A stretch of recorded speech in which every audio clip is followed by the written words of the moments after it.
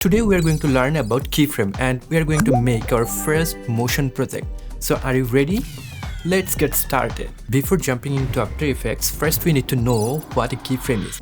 A keyframe is a point in time that stores a specific value for an object's property. So suppose here is an ellipse and the position of the ellipse is A. Now we want to make an animation where the ellipse will travel from position A to position B. That is where the keyframe comes into play. If we add a keyframe for position A and move the playhead 2 seconds forward, we can change the position of that ellipse to position B. And look what happens. After Effects has added another keyframe in second mark to capture the changed position information. Now if we play it back, you will see the ellipse is moving from position A to position B. You can do the same thing for every property in After Effects, including the effects that has a stopwatch icon. When you click on that stopwatch icon, you are adding a keyframe, and then if you change any value in a different time position, it will add another keyframe. This diamond icon is the indication of keyframe. So here if I play, you can see the animation is starting suddenly and carrying the same speed throughout the duration and suddenly stopping. There isn't any life or character if I say here in this animation. This is the most basic animation you will get when you are adding keyframe in Adobe After Effects. It's called linear animation. The icon for linear animation is this diamond shape, but we can make it better. Select the keyframes and right click on it. Now click on Keyframe Assistant and then click on Ease. Let's play it back. It's looking much better, isn't it?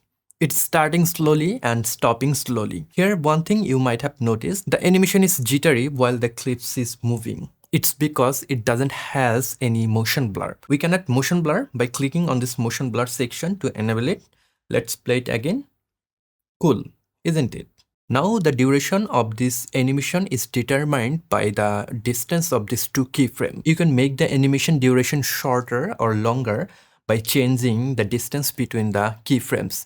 If I drag the second keyframe closer to the first keyframe to 1 second mark and play it, now you can see it's much faster. Similarly, if I drag this second keyframe to the 3 second mark and increase the duration, now it's much slower.